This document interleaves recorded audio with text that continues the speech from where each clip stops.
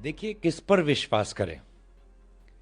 एक तरफ असम के मुख्यमंत्री हिमंत बिश्व शर्मा जी कहते हैं कि जुबिन गर्ग की मृत्यु हुई, उसकी हत्या हुई और उन्होंने अपने एसआईटी के द्वारा 5 लोगों को गिरफ्तार भी किया और चार्जशीट में उन 5-6 लोगों पर ये कॉन्स्पिरेसी का ये चार्ज लगाया है कि उन्होंने जुबिन गर्ग की हत्या की कॉन्स्पिरेसी की और हत्या की, और हत्या के मुंह पर, मौत के मुंह पर उन्हें जुबिन गर्ग को धकेल दिया।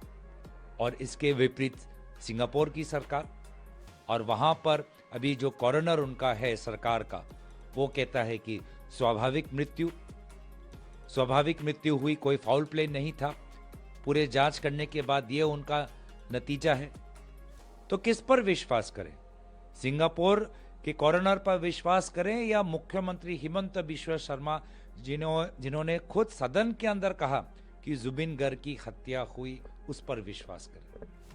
और कहीं ना कहीं अब तो ये मन में संदेह आएगा ही कि जिन लोगों पर हत्या का आरोप हिमंत बिश्व शर्मा जी ने लगाया, अब इस बयान के बाद कहीं उनको छूट तो नहीं मिलेगी। जो बहुत लोगों की मन में आकांक्षाएं हैं कि हिमंत बिश्व शर्मा जी ने एक ऐसा चार्जशीट बनाया है जिससे कि वे जो 5-6 मूल लोग हैं, वो अपराधी, वो कल को जाके बेल पर फरार हो, बेल मिलकर निकल जाए। तो क्या वास्तविक में जुबिन गर्ग को न्याय मिलेगा? सिंगापुर के कॉरोनर ने कहा कि 15 लोग थे जुबिन गर्ग के साथ उनके अंतिम क्षणों में, लेकिन काफी लोग मुख्यमंत्री के चार्जशीट में नहीं। क्यों? वो लोग क्यों नहीं? क्या किसी 1-2 का मुख्यमंत्री के साथ व्यक्तिगत संपर्क अच्छा है? मुख्यमंत्री के परिवार के साथ संपर्क अच्छा है? और कहीं ना कहीं क्या असम का जो पूरा ये एसआईटी है, किसी बड़े आदमी को तो नहीं बचा रहा?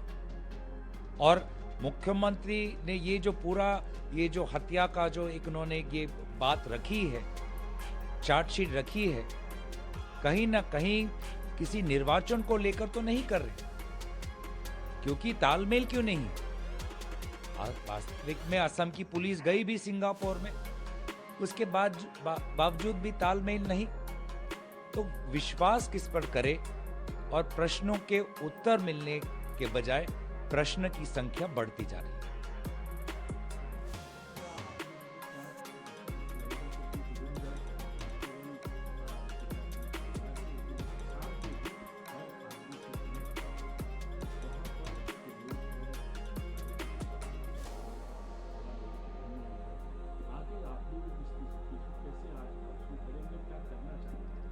देखिए, कानूनी कार्रवाई तो जारी है और इस वक्त हमने प्रदेश कांग्रेस की तरफ से हमने कानूनी टीम भी बनाई है अपने अपने बड़े बड़े लॉयर्स के साथ, लीगल एक्सपर्ट्स के साथ, जो केस को बहुत करीबी से अध्ययन कर रहे हैं और हमें भी सूचना दे रहे हैं। लेकिन हम बहुत से सवाल आज भी पूछते हैं जिस सवाल का उत्तर नहीं मिल रहा। जिस इवेंट को जुबिन गर्ग भाग लेने गए थे, वो इवेंट तो केंद्र सरकार का था, भारत सरकार का था, विदेश मंत्रालय का था, डोनर मंत्रालय का था।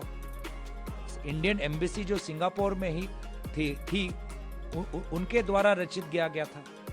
जो मूल एक अपराधी है, उसको तो स्वयं पैसा भारत सरकार ने दिया है, और एक बार नहीं कई बार दिया है, ऐसे त्योहार रचने के लिए, ऐसे इवेंट मैनेजमेंट के लिए।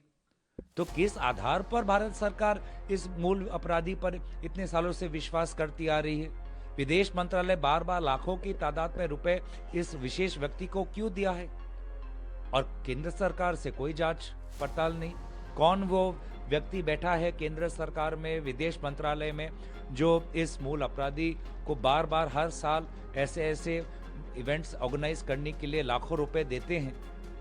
तो सवालों की संख्या बढ़ती जा रही है और यही दुख की बात है कि जुबिन गर्ग को आज उनके मृत्यु के बाद जो श्रद्धा सरकार की तरफ से होनी चाहिए थी, जो एक सम्मान देना चाहिए था, जो एक सच्चाई हमें और सज्जनों को और उनके परिवार को देना था, आज भी कितने दिन गुजर गए लेकिन सच्चाई कहीं भी करीब नहीं दिखाई दे रही।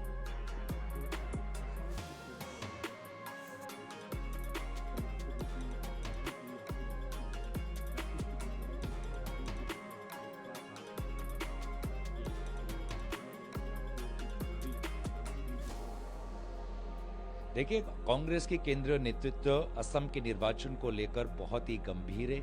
इसीलिए आदरणीय प्रियंका गांधी जी को स्क्रीनिंग कमेटी का चेयरमैन का दायित्व मिला है।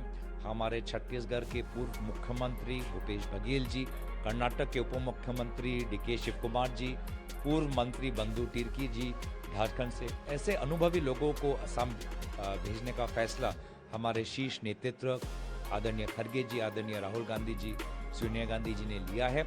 और मुझे लगता है कि कल की मीटिंग में आने वाले समय में किस विषय से हम सब मिलकर असम के लोगों के बीच में जाएंगे, उस पर बातचीत होगी।